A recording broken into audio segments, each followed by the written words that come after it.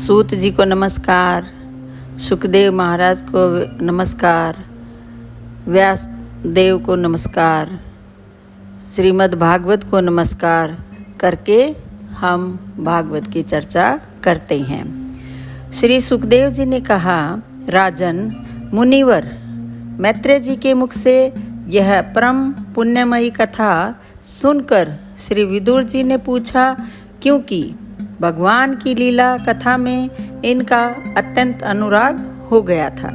विदुर जी ने कहा, मुने स्वयंभू ब्रह्मा जी के प्रिय पुत्र महाराज स्वयंभू मनु ने अपनी प्रिय पत्नी शतरूपा को पाकर फिर क्या किया? आप साधु शिरोमणि हैं। आप मुझे आदिराज राजऋषि मनु का पवित्र चरित्र सुनाइए। वे श्री विष्णु भगवान के शरणापन्न थे, इसलिए उनका चरित्र सुनने में मेरी बहुत श्रद्धा है।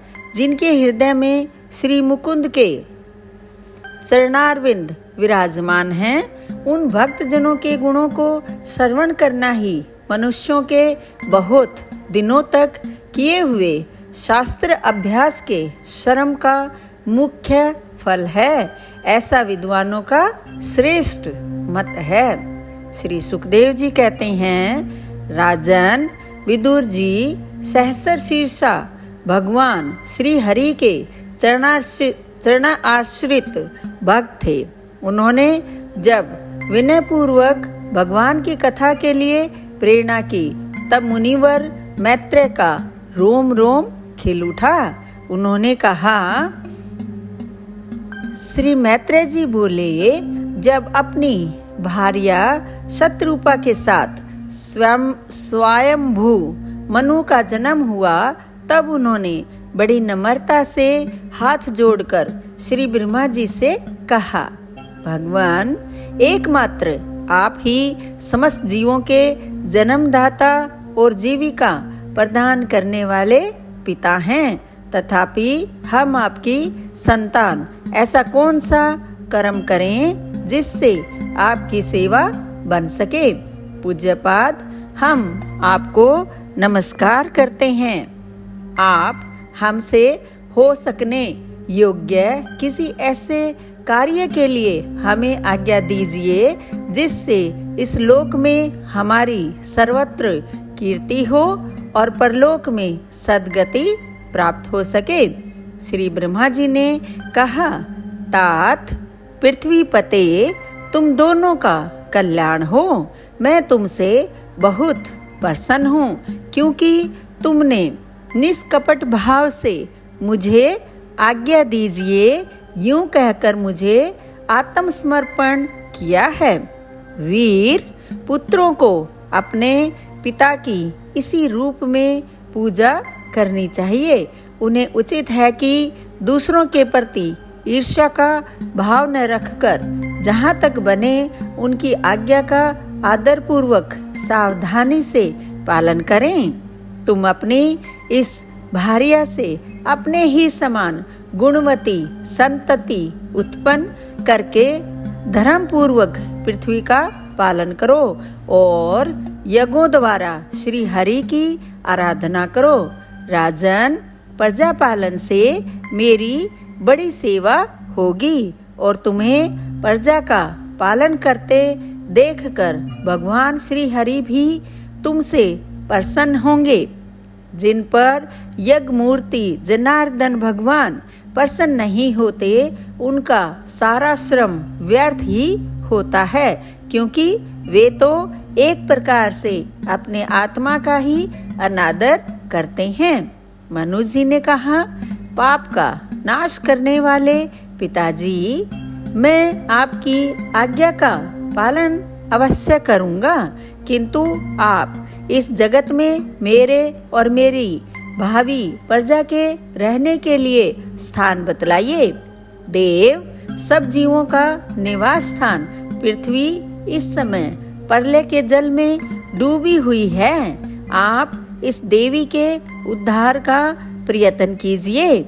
श्री मैत्रेय जी ने कहा, पृथ्वी को इस प्रकार अथाह जल में डूबी देखकर ब्रह्मा जी बहुत देर तक मन में यह सोचते रहे कि इसे कैसे निकालूं। जिस समय मैं लोक रचना में लगा हुआ था उस समय पृथ्वी जल में डूब जाने से रसातल को चली गई। हम लोग सृष्टि कार्य में नियुक्त हैं, अतः इसके लिए हमें क्या करना चाहिए। अब तो जिनके संकल्प मात्र से मेरा जन्म हुआ है वे सर्वशक्तिमान श्री हरि ही मेरा यह काम पूरा करें। निष्पाप विदुर जी ब्रह्मा जी इस प्रकार विचार कर ही रहे थे कि उनके नाक वाले छिद्र से अकस्मात अंगूठे के बराबर आकार का एक वराह शिशु निकला। भारत बड़े आश्चर्य की बात तो यही हुई कि आकाश में खड़ा हुआ वह वराह शिशु ब्रह्मा जी के देखते ही देखते बड़ा होकर क्षण भर में हाथी के बराबर हो गया। उस विशाल वराह मूर्ति को देखकर मरीचि आदि मुनिजन सनकादि और मनु के सहित श्री ब्रह्मा जी तरह तरह के विचार करने लगे। अहो, सूकर के रूप में आज यह कौन दिव्य प्राणी यहाँ प्रकट हुआ है। कैसा आश्चर्य है, यह अभी अभी मेरी नाक से निकला था। पहले तो यह अंगूठे के पोरवे के बराबर दिखाई देता था, किंतु एक क्षण में ही बड़ी भारी शिला के समान हो गया। अवश्य ही यज्ञ मूर्ति भगवान हम लोगों के मन को मोहित कर रहे हैं। ब्रह्मा जी और उनके पुत्र इस प्रकार सोच ही रहे थे कि भगवान यज्ञ पुरुष पर्वताकार होकर गरजने लगे। सर्वशक्तिमान श्री हरि ने अपनी गर्जना से दिशाओं को प्रतिध्वनित करके ब्रह्मा और श्रेष्ठ ब्राह्मणों को हर्ष से भर दिया। अपना खेद दूर करने वाली माया में वराह भगवान की घुरघुराहट को सुनकर वे जनलोक, तपलोक और सत्यलोक निवासी मुनिगण तीनों वेदों के परम पवित्र मंत्रों से उनकी स्तुति करने लगे।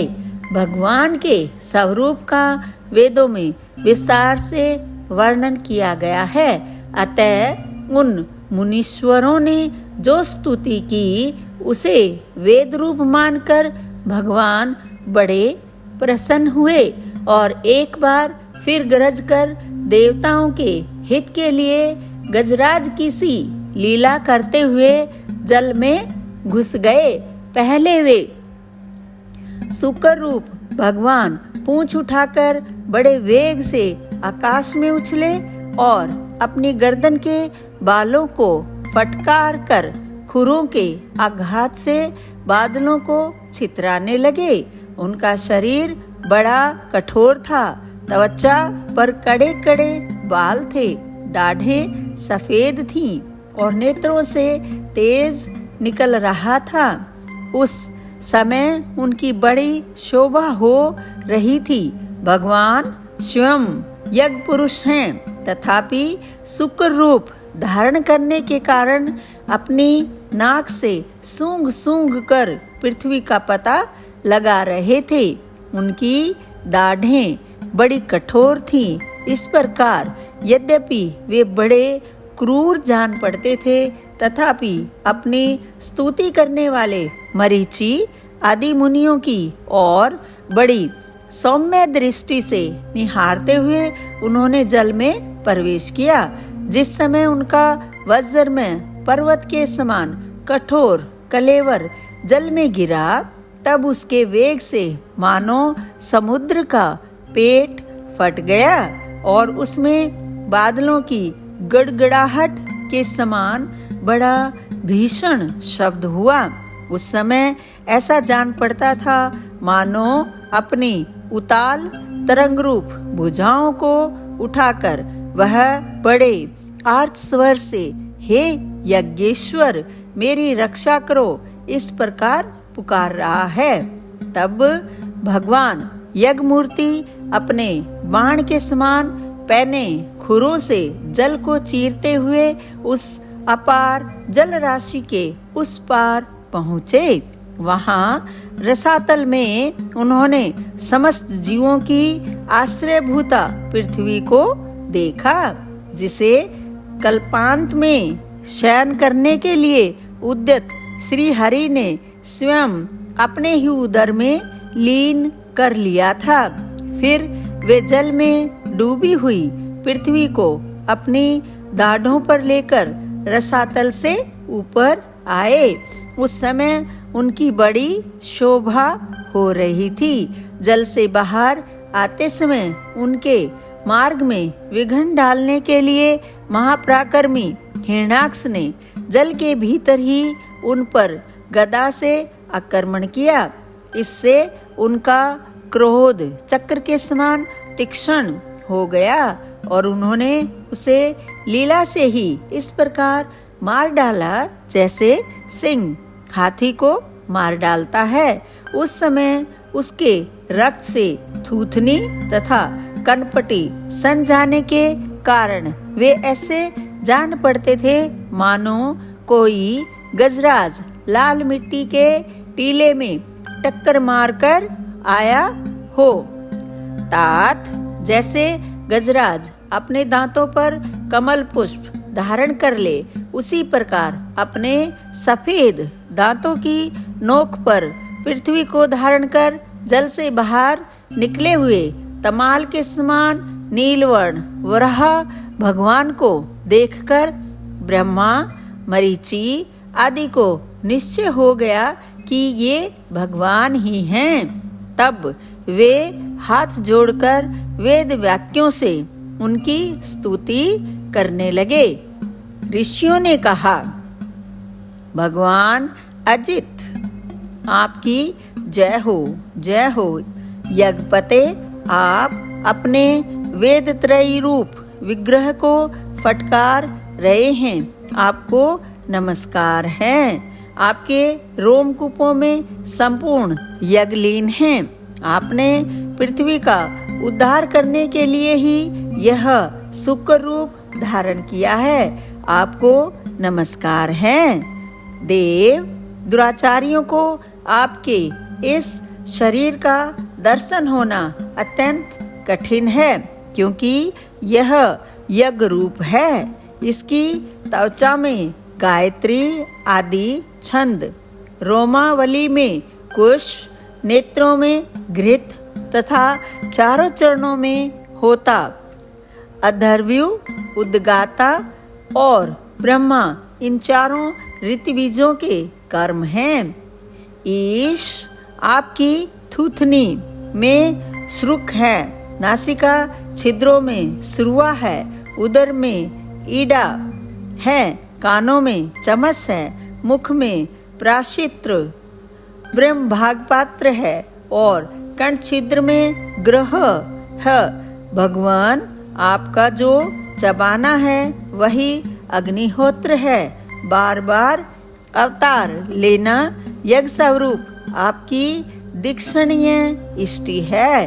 गर्दन उपसद 3 इष्टियां हैं, दोनों दाढ़ें प्रायणीय दीक्षा के बाद की इष्टि और उदयनीय यज्ञ समाप्ति की इष्टि हैं। जिह्वा परवर्ग्य प्रत्येक उपसर्ग के पूर्व किया जाने वाला महावीर नामक कर्म है। सिर सभ्य और आवसध्य हैं तथा प्राण चिति हैं।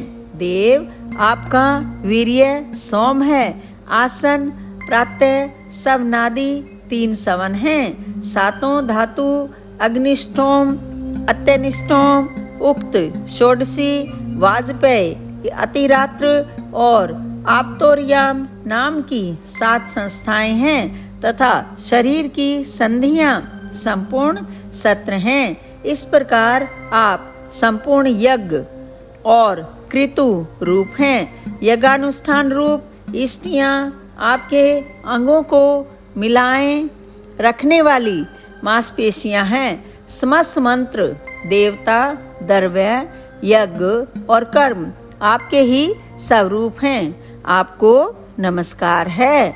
वैराग्य, भक्ति और मन की एकाग्रता से जिस ज्ञान का अनुभव होता है वह आपका स्वरूप ही है तथा आप ही सबके विद्या गुरु हैं। आपको पुनः पुनः प्रणाम है। पृथ्वी को धारण करने वाले भगवान, आपकी दाढ़ों की नोक पर रखी हुई यह पर्वतादि मंडित पृथ्वी ऐसी सुशोभित हो रही है जैसे वन में से निकलकर बाहर आए हुए किसी गजराज के दांतों पर पत्र युक्त कमलिनी रखी हो। आपके दांतों पर रखे हुए भूमंडल के सहित आपका यह वेदमय वराह विग्रह ऐसा सुशोभित हो रहा है जैसे शिखरों पर छाई हुई मेघमाला से कुल पर्वत की शोभा होती है। नाथ, चराचर जीवों के सुख पूर्वक रहने के लिए आप अपनी पत्नी इन जगन माता पृथ्वी को जल पर स्थापित कीजिए। आप जगत के पिता हैं और अरणी में अग्नि स्थापन के समान आपने इसमें धारण शक्ति रूप अपना तेज स्थापित किया हुआ है। हम आपको और इस पृथ्वी माता को प्रणाम करते हैं। प्रभु, रसातल में डूबी हुई इस पृथ्वी को निकालने का साहस आपके सिवा और कौन कर सकता था, किंतु आप तो संपूर्ण आश्चर्यों के आश्रय हैं। आपके लिए यह कोई आश्चर्य की बात नहीं है। आपने ही तो अपनी माया से इस अत्याश्चर्यमय विश्व की रचना की है। जब आप अपने वेदमय विग्रह को हिलाते हैं तब हमारे ऊपर आपकी गर्दन के बालों से झरती हुई शीतल जल की बूंदें गिरती हैं। ईश उनसे भीगकर हम जनलोक, तपलोक और सत्यलोक में रहने वाले मुनिजन सर्वथा पवित्र हो जाते हैं। जो पुरुष आपके कर्मों का पार पाना चाहता है अवश्य ही उसकी बुद्धि नष्ट हो गई है, क्योंकि आपके कर्मों का कोई पार ही नहीं है। आपकी ही योग माया के सत्वादि गुणों से यह सारा जगत मोहित हो रहा है। भगवान, आप इसका कल्याण कीजिए। श्री मैत्रेय जी कहते हैं, विदुर जी उन ब्रह्मवादी मुनियों के इस प्रकार स्तुति करने पर सबकी रक्षा करने वाले वराह भगवान ने अपने खुरों से जल को स्तंभित कर उस पर पृथ्वी को स्थापित कर दिया। इस प्रकार रसातल से लीला पूर्वक लाई हुई पृथ्वी को जल पर रखकर वे विश्व सेन प्रजापति भगवान श्री हरि अंतर्ध्यान हो गए। विदुर जी, भगवान के लीला में चरित्र अत्यंत कीर्तनीय हैं और उनमें लगी हुई बुद्धि सब प्रकार के पाप तापों को दूर कर देती है। जो पुरुष उनकी इस मंगलमयी मंजुल कथा को भक्ति भाव से सुनता या सुनाता है, उसके प्रति भक्त वत्सल भगवान अंत स्थल से बहुत शीघ्र प्रसन्न हो जाते हैं। भगवान तो सभी कामनाओं को पूर्ण करने में समर्थ हैं। उनके प्रसन्न होने पर संसार में क्या दुर्लभ है, किंतु उन तुच्छ कामनाओं की आवश्यकता ही क्या है। जो लोग उनका अनन्य भाव से भजन करते हैं उन्हें तो वे अंतर्यामी परमात्मा स्वयं अपना परम पद ही दे देते हैं। अरे, संसार में पशुओं को छोड़कर अपने पुरुषार्थ का सार जानने वाला ऐसा कौन पुरुष होगा जो आवागमन से छुड़ा देने वाली भगवान की प्राचीन कथाओं में से किसी भी अमृतमयी कथा का अपने कर्णपुटों से एक बार पान करके फिर उनकी ओर से मन हटा लेगा। दोस्तों, यह अध्याय यहाँ पर समाप्त होता है। आप मेरे वीडियो देख रहे हैं, लाइक कर रहे हैं, सब्सक्राइब भी कर रहे हैं और शेयर भी कर रहे हैं, उसके लिए आपका कोटि कोटि धन्यवाद।